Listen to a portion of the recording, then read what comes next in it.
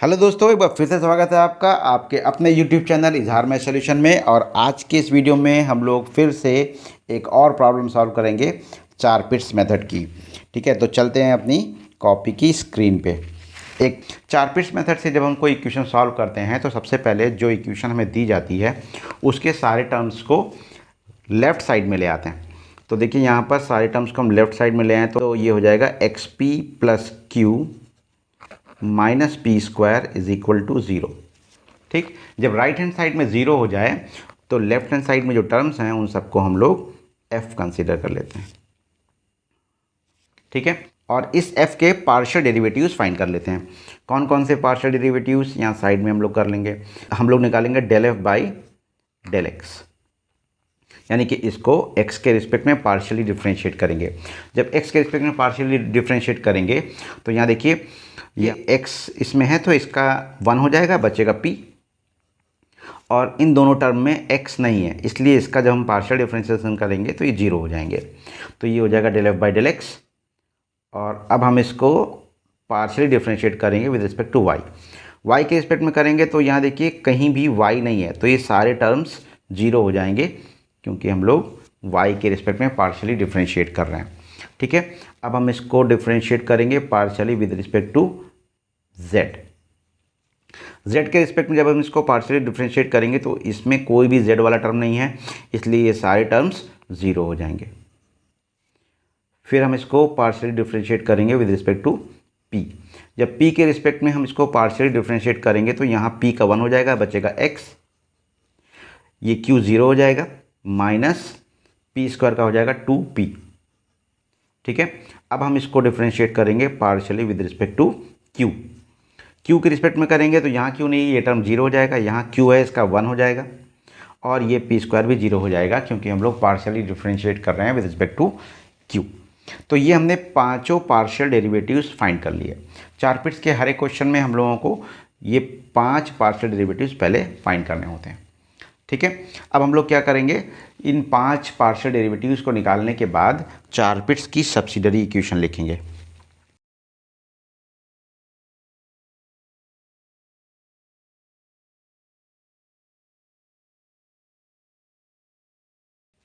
ये होती है चार पिट्स की सब्सिडरी इक्वेशन। ये इक्वेशन हमें याद रहनी चाहिए तभी हम लोग चार पिट्स मेथड को यूज़ कर पाएंगे। तो अब हम लोग यहाँ पर जो सारे पार्शियल डेरिवेटिव्स हम लोगों ने ऑलरेडी फाइंड कर रखे हैं वो इसमें इनकी जगहों पर पुट कर देंगे। अब यहाँ del f by del p की वैल्यू रखेंगे तो क्या थी, del f by del p की वैल्यू थी x minus 2p d y upon minus del f by del q. Del f by del q की वैल्यू 1 थी तो यहाँ पर 1 रख देंगे तो हो जाएगा -1,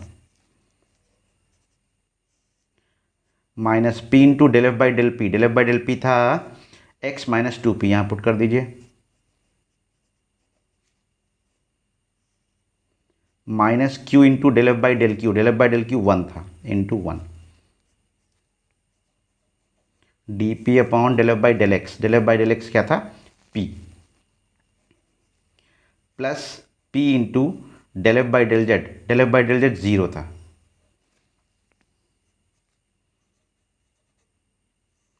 D q upon del f by del y. Del f by del y की वैल्यू भी 0 थी, plus q into del f by del z. Del f by del z की वैल्यू भी 0 थी। तो ये सारी वैल्यूज हमने इसमें पुट कर दी। अब इनको थोड़ा सा सिंप्लीफाई कर लें, डी एक्स अपॉन यहाँ ब्रैकेट हटाएंगे तो x माइनस का हो जाएगा और 2p जो है वो प्लस का हो जाएगा, इसलिए 2p पहले लिख लें, x बाद में लिख लें। डी वाई अपॉन -1 ऐसे ही लिखा रहने दें।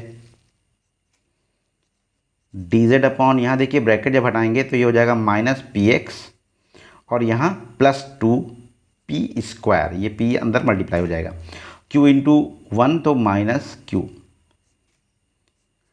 अब dp के अपॉन में देखिए सिर्फ p रह जाएगा क्योंकि p इंटू 0 ये ख़त्म हो जाएगा, और डी क्यू के अपॉन में ये भी 0, ये भी 0, ये पूरा 0 हो जाएगा। ठीक है, तो ये सब्सिडरी इक्वेशन हम लोगों ने थोड़ी सी सिंप्लीफाई कर ली है। अब हम लोगों को क्या करना है कि इस सब्सिडियरी इक्वेशन से कोई दो टर्म ऐसे ढूंढने हैं जिनको आपस में इक्वेट करके हम लोग इंटीग्रेट कर सकें। देखिए सबसे आसान सा यही है, डी वाई के अपॉन में -1 है और डी पी के अपॉन में पी है। इन दोनों को अगर ले लें और इंटीग्रेट करें तो बहुत आसानी से इंटीग्रेट हो जाएगा, क्योंकि यहाँ सिर्फ पी का ही फंक्शन है और यहाँ पर कांस्टेंट है, तो वाई के रिस्पेक्ट में इंटीग्रेट करेंगे तो आसानी से इंटीग्रेट हो जाएगा। तो हम लोग सेकेंड और फोर्थ टर्म ले लें, taking second and fourth term. ठीक, तो ये हो जाएगा d y upon -1 is equal to d p upon p. ठीक है, अब इसको इंटीग्रेट कर दें तो ये माइनस तो ऐसे ही रहेगा, 1 का हो जाएगा y, 1 अपॉन पी का हो जाएगा log p, प्लस एक कांस्टेंट लगाना है तो हम लोग कांस्टेंट log c ले लेते हैं। ठीक है, क्योंकि यहाँ log है और यहाँ भी log है तो ये रिमूव हो जाएंगे। तो यहाँ हो जाएगा -y is equal to log p plus log c, ये बन जाएगा log p इंटू सी। आप लोगों को पता होगा log रूल होता है कि log m plus log n is equal to होता है log mn, ये हमने यहाँ लगाया है। ठीक, तो अब यहाँ पर हो गया -y is equal to log pc। अब इस log को अगर हटाना है तो आपको log रूल पता होगा कि log से एक्सपोनेंट में जब कन्वर्ट करते हैं, यहाँ लिख के मैं बता देता हूँ कि अगर लिखा है log a base b is equal to c, तो ये हो जाता है b raise to the power c is equal to a। ठीक है, ये रूल सबको पता होगा, नहीं पता हो तो यहाँ तो समझ लीजिए, जो बेस होता है उसकी पावर में राइट हैंड साइड आ जाता है और जो जिसका लॉग ले रहे होते हैं वो राइट हैंड साइड में आ जाता है। तो यहाँ क्या होगा, यहाँ पर लॉग है, बेस कुछ भी नहीं लिखा है, तो इसका मतलब है कि यहाँ पर लॉग बेस ई है, तो ये बन जाएगा e की power -y is equal to p सी।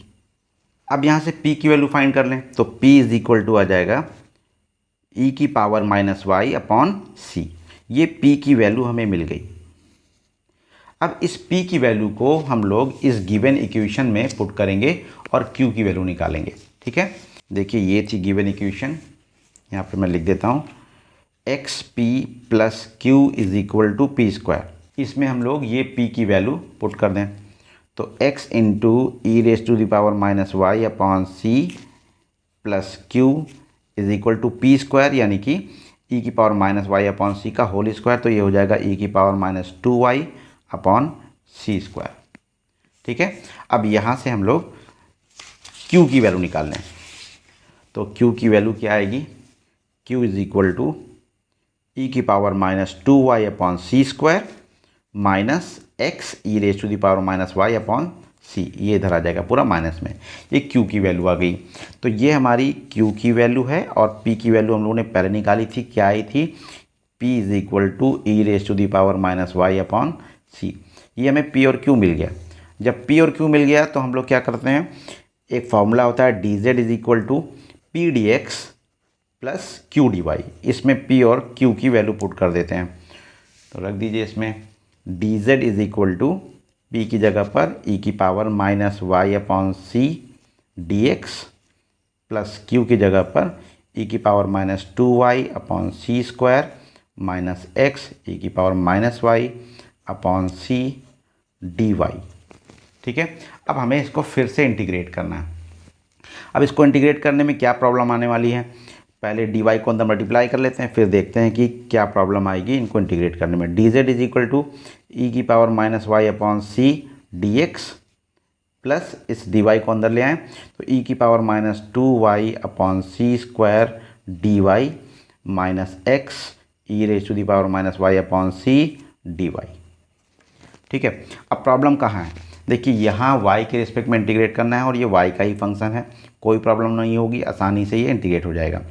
लेकिन यहाँ dx है, यानी कि x के रिस्पेक्ट में इंटीग्रेट करना है और ये फंक्शन है y का, और यहाँ y के रिस्पेक्ट में इंटीग्रेट करना है, इसमें x भी है। ठीक है, तो इन दोनों टर्म्स को इंटीग्रेट करने में प्रॉब्लम होगी। इधर लेफ्ट हैंड साइड में z के रिस्पेक्ट में इंटीग्रेट करना है, यहाँ 1 यानी कि कोई नंबर नहीं है मतलब 1 है, तो इसको हम लोग आसानी से इंटीग्रेट कर लेंगे। 1 का इंटीग्रेशन z के रिस्पेक्ट में करेंगे तो z ही आ जाएगा। ठीक है, तो अब हम लोग इन दोनों टर्म्स को इंटीग्रेट करने के बारे में कुछ सोचेंगे, कुछ सेटिंग बनाएंगे जिससे ये दोनों इंटीग्रेट हो जाए। पहले तो क्या करते हैं, जो सी स्क्वायर है अपॉन वाला, इससे पूरे को मल्टीप्लाई करते हैं जिससे ये अपॉन में सी की वैल्यू सारी खत्म हो जाए। तो सी स्क्वायर से दोनों तरफ अगर मल्टीप्लाई कर दें तो ये हो जाएगा सी स्क्वायर डी जेड, यहाँ ये नीचे से एक सी कट जाएगा, एक सी बचेगा ई की power minus y d x, और यहाँ से नीचे वाला सी स्क्वायर कैंसिल हो जाएगा, बचेगा ई की power minus 2y D Y, और यहाँ बचेगा सी एक्स ई की power minus y d y. ठीक है, अब इसको तो अलग कर देते हैं, इसका तो हो ही जाएगा। इन दोनों की बात करते हैं फर्स्ट और थर्ड वाले टर्म की। इन दोनों से सी कॉमन है तो यहाँ बचेगा ई की power minus y d x, और यहाँ बचेगा माइनस एक्स ई की power minus y d y, plus e की power minus 2y D Y ऐसे ही लिख दीजिए क्योंकि उसका इंटीग्रेशन तो आराम से हो जाएगा। ये लेफ्ट हैंड साइड में जो भी लिखा है वैसे ही लिखा रहने दीजिए। ठीक है, अब क्या करें, अब हमें इंटीग्रेट करना है। इंटीग्रेट करने के लिए यहाँ कोई प्रॉब्लम नहीं है, यहाँ कोई प्रॉब्लम नहीं है, प्रॉब्लम यहाँ है। ठीक है, अब आप यहाँ देखेंगे, मैंने पहले के वीडियो में भी बताया है कि dx के साथ y वाला टर्म है, dy के साथ x वाला टर्म है।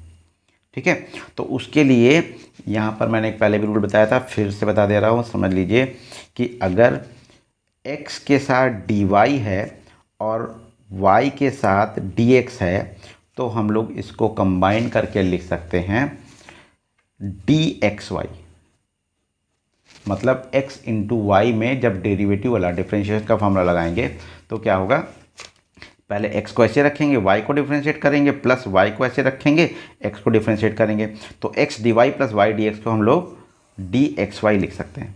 ये पहले भी मैंने बताया, सबको पता होगा। अच्छा, अब यहाँ पर क्या है, यहाँ पर देखिए, यहाँ पर dx के साथ e की पावर माइनस वाई है और dy के साथ x इंटू ई की पावर माइनस वाई है, तो इसको हम लोग कंबाइन करके क्या लिख सकते हैं।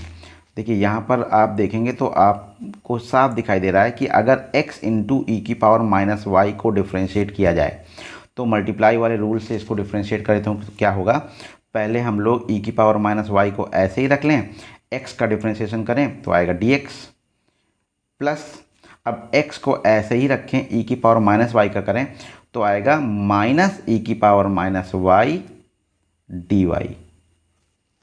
ठीक है, तो ये माइनस और ये प्लस माइनस हो जाएगा, ये बन जाएगा ई की power minus y d x minus x e की power minus y d y. देखिए यहाँ ये जो चीज़ आ रही है ये वही है जो जिसका हमें इंटीग्रेशन करना है यहाँ पर, तो हम लोग इसको लिख सकते हैं डी एक्स ई की पावर माइनस वाई। ठीक है, तो हम लोग यहाँ पर इसको लिख लेंगे डी एक्स ई की पावर माइनस वाई। तो इधर सी स्क्वायर डी जेड ऐसे ही लिखा है, यहाँ सी, और ये जो अंदर ये ब्रैकेट में है इसको हम लोग लिख सकते हैं डी एक्स ई की पावर माइनस वाई। ठीक है, अब इसको ऐसे ही लिखा रहने दीजिए। अब हमें इंटीग्रेट करना है, तो देखो सी स्क्वायर तो कांस्टेंट है, यहाँ बचा 1 का इंटीग्रेशन जिसके रिस्पेक्ट में भी करते हैं वही आ जाता है, तो 1 का इंटीग्रेशन जेड के रिस्पेक्ट में करेंगे जेड आ जाएगा। यहाँ सी कांस्टेंट है, अब यहाँ पर कोई नंबर नहीं है मतलब 1 है, 1 का इंटीग्रेशन जिसके भी रिस्पेक्ट में करते हैं, 1 का इंटीग्रेशन जिसके भी रिस्पेक्ट में करते हैं वही आ जाता है। तो यहाँ किसके रिस्पेक्ट में कर रहे हैं, यहाँ हम कर रहे हैं एक्स ई की पावर माइनस वाई के रिस्पेक्ट में, तो 1 का इंटीग्रेशन जब एक्स ई की पावर माइनस वाई के रिस्पेक्ट में करेंगे तो यहाँ आ जाएगा एक्स ई की पावर माइनस वाई। ठीक है, प्लस ई की पावर माइनस 2y का इंटीग्रेशन होगा ई की power minus 2y upon minus 2, plus एक और कांस्टेंट लगा लीजिए, c पहले ले चुके हैं तो a ले लीजिए, चाहे c1 c2 ले लीजिए। ठीक है, अब इसको सिंप्लीफाई कर लीजिए तो ये हो जाएगा c square z is equal to c square x e की power minus y minus 1/2 e की power minus 2y plus a। ये हमारी इक्वेशन का सल्यूशन हो गया। इस तरह से हम लोग इस इक्वेशन को सॉल्व कर लेंगे। ये है हमारी दी हुई इक्वेशन का सल्यूशन। ओके, अगर आपको कोई स्टेप समझ में नहीं आया है तो कमेंट में पूछ लीजिए। ठीक है, और इसको पॉज करके इस वीडियो को रोक के इसका सलूशन नोट कर लीजिए या अपने आप से लगा लीजिए। ठीक है, आज के वीडियो में इतना ही। अगले वीडियो में हम लोग फिर एक और क्वेश्चन सॉल्व करेंगे 4 पिट्स मेथड का। ठीक है, थैंक यू वेरी मच।